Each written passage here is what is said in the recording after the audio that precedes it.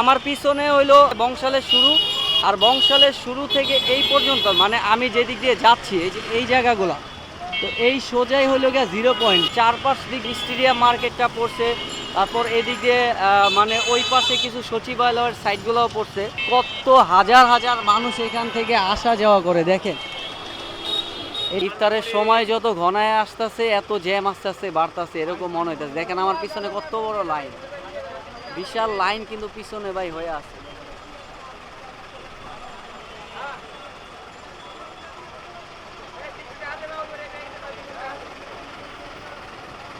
তো দেখতেই তো পারলেন পিছন সাইডটাতে কি বড় একটা লাইন হয়ে আছে ভাই।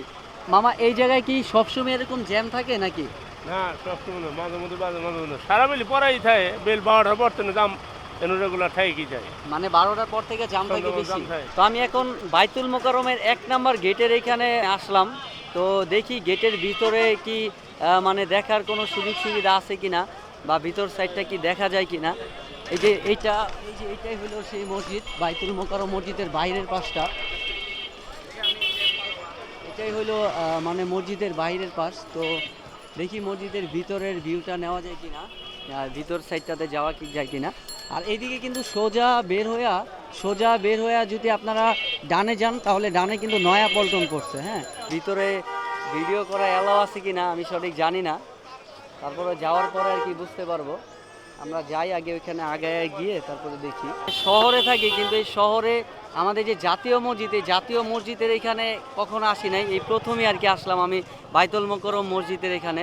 মানে খুবই ভালো লাগতেছে। বাইরের সাইডটা আসলে এরকমই, যদিও ভিতর সাইডটা অনেক সুন্দর, আপনারা অনেকেই দেখছেন। মসজিদের ভিতরের সাইডটাতে মানে ভিডিও করা এলাও কিনা এই জিনিসটা আমি আগে জানা নিলাম। তো এই জায়গায় যেই ভাই আছে বা এখানে যারা কর্মরত তাদের অনুমতি দিলাম, তো তারা বলল যে হ্যাঁ কোনো অসুবিধা নাই।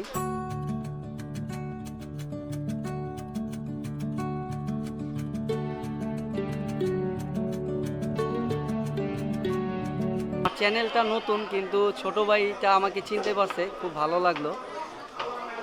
তো আমি এখন হাঁটতাছি হলো বাইতুল মোকাররমে যে পাশ দিয়ে যে মার্কেটটা আর কি গেছে, একটু সামনেই নাকি বড় গেট আছে। তো একটু সামনের দিকে যে বড় গেটটা, ভাই ভাইয়া সামনে বড় গেটটা কোন দিকে ভাই?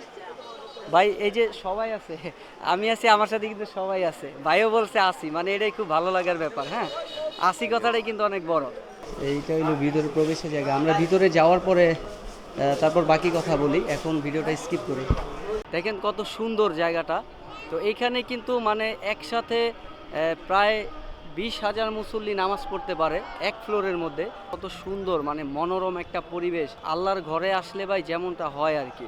মানুষগুলা কাজ করতেছে এই যে টাওয়ারের পাশে, ওই যে সাদা লাল এই যে কার্যক্রমগুলো চলতেছে, এইটাই হলো স্টেডিয়াম। আর এই স্টেডিয়ামে কিন্তু সব রকমের ইলেকট্রনিক সামগ্রী পাওয়া যায়। আপনাদের হয়তো সবকিছু জানা আছে। এটা পুরাটা জুড়েই কিন্তু বাইতুল মোকাররম। আমার আশপাশে পুরাটা দেখতেছেন, শুধু এই বাইরের পাশটা না, এই যে আমার পেছনের সাইডটা, এই যে এই পাশটা কিন্তু পুরাটা, এই যে এখানে মসজিদের পুরাটাই কিন্তু মসজিদ ভাই, এই যে পুরাটাই মসজিদ। ওই পাশে যে মার্কেটগুলো আমরা রাখে আসছি, এই মার্কেটটাও কিন্তু মসজিদ। দেখেন ভাই গেটটা কত সুন্দর দেখা যায়, মিনারটা দেখতে কত সুন্দর দেখা যায় আমাদের মসজিদে। আমি ঈদের নামাজ পড়ার জন্য ভাই কয়েকবার মানে আসতে চাইছিলাম এই জায়গায়, কিন্তু ঈদের সময়টাতে আর কি সকালবেলা এই পাশটাতে নাকি জ্যাম থাকে, বা অনেক সময় মানে দেরি হয়ে যায়, নামাজের সময়টা ওভার হয়ে যায়। এটার কারণে আর আসা হয় নাই। কিন্তু আমি কয়েকবার আসতে চেয়েছিলাম যে ঈদের নামাজটা আর কি এখানে পড়বো, কিন্তু আমার আসা হয় নাই। তো যাই হোক আজকে আর কি আসলাম, একটা ভালো দিনে আসলাম। আজকে হইল 22 রমজান শেষ হতে যাইতেছে। তো আজকে আমি আসলাম এখানে। এই পাশটা আইএফআইসি যে টাওয়ারটা দেখতে পারতেছেন সেটা হইলো দেখাচ্ছে ব্যাংক এশিয়া।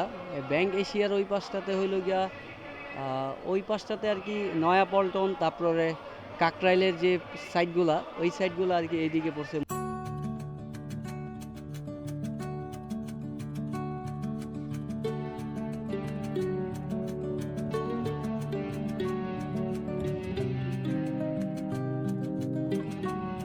এখানে মনে হয় একটা ইফতারের আয়োজন করা হইতাছে, খুব সম্ভব। তারপর আমরা মানে ভাইয়াদের এখান থেকে জানার চেষ্টা করি দেখেন একবারে মাঝখান জুড়ে কিন্তু এই আয়োজনটা করা হইতাছে। মুসলিম সমাজের উদ্যোগে এই আয়োজন আমাদের। আচ্ছা, মানে এটা হলো 1998 সাল থেকে মুসলিম উদ্যোগে, মুসলিম সমাজের উদ্যোগে মুসলিম সমাজের উদ্যোগে। তো ভাইয়ারা কি মানে প্রতি বছর এই আয়োজনটা করে থাকেন? দীর্ঘ 27 বছর যাবত আমাদের এই আয়োজন। আচ্ছা আচ্ছা, ভাইয়ারা সবার সহযোগিতায়। সবার সহযোগিতা না? আর এই ইফতার আয়োজনটা সবার জন্য উন্মুক্ত না? উন্মুক্ত সবার জন্য। আমাদের বাংলাদেশে কিন্তু মানে প্রায় মসজিদে এই আয়োজনটা করা থাকে। মানে ইফতারের সময়টাতে যদি কোনো রোজাদার ব্যক্তি ভাইরা যায় মসজিদের এদিকে, তাহলে তাকে কিন্তু মানে ইফতার না করিয়ে তারপরে ছাড়ে না, ঠিক আছে? তো আমরা অনেক সময় হয়তো বা মসজিদের আশেপাশে থাকতে পারি না, বা অনেক সময় আমাদের নিজস্ব ব্যস্ততার কারণে বিভিন্ন গন্তব্যে হয়তো বা আমরা চলে যাই। তো চলে যাওয়ার কারণে হয়তো বা ওই জিনিসটা আমাদের হয় না। কিন্তু আমাদের বাংলাদেশের কালচারের মধ্যে কিন্তু এটা আছে যে আমরা এই রমজান জুড়ে যদি ইফতারের সময় কোনো মসজিদ বা কোনো মসজিদের প্রাঙ্গণে যদি আমরা যাই ইফতারের সময়টাতে, তাহলে কিন্তু আপনারা যে যাবেন সেই অপশনটা পাবেন না। আপনাদেরকে রাখার পর আপনাদেরকে ইফতার করে দেওয়ার ব্যবস্থা তারা করবে। আর ইফতার আপনারা করবেন, ইফতার করে নামাজ শেষ করে তারপর আপনারা হয়তো বা বিদায় নিতে পারবেন। এখানে তো মনে করেন এখানে তো আসলে তেমন পরিচিত না, সেখানে সব ধরনের লোক আসে, সবাই আসে, অনেকে আসে রেগুলারই আসে, এরকম লোকও আছে। এই আদর্শ যদি আমরা ধরে রাখতে পারি সবাইয়ের জন্য জীবনের যে আপনার উন্নতি, মনের যে উন্নতি, আমাদের এইগুলো উন্নতি লাভ করতে পারি আমরা সবাই মিলেমিশে। আমরা একজন আরেকজনের মানে খারাপ দৃষ্টিতে না দেখে সবাই মিলেমিশে এই ছোট্ট একটা দেশ, সবাই যদি আমরা দেশ গড়তে পারি। এই যে এখানে সবাই কিন্তু ঐক্য, আমরা এই কাজ করতেছি ভালোর জন্য। আল্লাহর পাক আমাদের খুশি করবেন বা উনি সন্তুষ্ট হবেন, আমরাও এই আশায় এটা করি। নিজে তো মনের তৃপ্তি লাগে, তারপরে আল্লাহ পাকের প্রতি আমাদের ভালোবাসার কারণে, ওনার আদর্শ মেনে চলার কারণে, আমাদের নবী যে কথাগুলো বলে গেছেন, যে আদর্শ দিয়ে গেছেন, এটা পালন করা সবাই মিলেই। এখানে অনেকে আছে, এখানে অনেক টাকা দিয়ে হোটেল ইফতার করতে পারে, হোটেলে ইফতার না করে অনেকে বাসায় ইফতার করতে পারে, কিন্তু এখানে কিন্তু অনেকে আসে, রেগুলার আসে, অনেকে আসে যে একসাথে ইফতার করে। এটা যে আলাদা ভালোবাসা, আলাদা সৌন্দর্য, এগুলো আমরা সবাই যদি পালন করি আমাদের সমাজ আরও এগিয়ে যাবে। ইসলামের যে সাংস্কৃতিক বিষয়গুলা সেগুলা কিন্তু আমাদের অনেক দিকে মানে ছড়ায় ছিটায় গেছে। অল্প কিছু সংখ্যক মানুষ সমমিলিত হয়ে কিন্তু তারপরে এই আয়োজনটা মূলত করছে। আর এটা কিন্তু বিশাল একটা আয়োজন। দেখেন কত মুসল্লি এখন এদিকে আসতেছে, ইফতারের সময় যত ঘনাচ্ছে শত শত মুসল্লি এদিকে ভিড় করার চেষ্টা করতেছে। দেখেন ভাই, পিছনে কিন্তু অনেক মুসল্লি আসতেছে, গেট দিয়ে অনেক মুসল্লি আসতেছে। তারা মানে ইফতার শেষ করবে, তারপরে নামাজ পড়বে, নামাজ শেষ করার পর যে যার গন্তব্যে আবার চলে যাবে। Thank you. তো এই যে ভাইদের থেকে আমিও ছোট্ট একটা ভালো কাজ করার জন্য ভাইরা আমাকে সুযোগ দিল। এই যে দেখেন, আমিও একটা ইফতারের বাটি নিছি, তো এইটা আমিও নিয়ে তারপরে দেখি এটা যেখানটাতে মানুষ নেই বা ফাঁকা নেই সেখানটাতে আমি দিয়ে আসার চেষ্টা করি। এটা হইল গিয়া শুধু কিছু মুড়ি বা তরমুজ, শশা, দেখতে এমন লাগতেছে, কিন্তু এই এটার যে একটা আয়োজনের ব্যাপারটা, এটা কিন্তু অনেক বড় একটা দিক ভাই। এই আয়োজনটা যারা করে তো তারা কিন্তু অনেক কিছু মেনটেন করে, অনেক কিছু বুঝে শুনে তারপর কিন্তু ভাই তারা এগুলো। ভাই বসেন, আপনারা বসেন ভাই, আপনাদেরটাও আসতে আছে। তো ভাই এটা খুবই ভালো লাগার একটা বিষয় ভাই, প্লিজ। আচ্ছা ভাই, তো ভাই এটা হলো গিয়া মানে আমাদের মুসলিম সাংস্কৃতিকের এই যে বিষয়টা, এইটাই হলো গিয়া ভাই মানে মনের শান্তি। আপনি যদি চান তাহলে কিন্তু আপনার ইসলামকে ফলো করতে হবে, আপনাকে ইসলাম নিতে হবে, মানতে হবে। আর ইসলাম যদি আপনি মেনে চলেন তাহলে আপনি শান্তির পথ এমনিই পাবেন, অটোমেটিকলি পাবেন। তো এটা খুবই ভাই একটা ভালো লাগার বিষয়। খেজুরটা আমি খেয়াল করি না, এখানে কিন্তু খেজুরও দিচ্ছে, যে ভাইয়াটা কিন্তু যে খেজুর নিয়ে দিচ্ছে।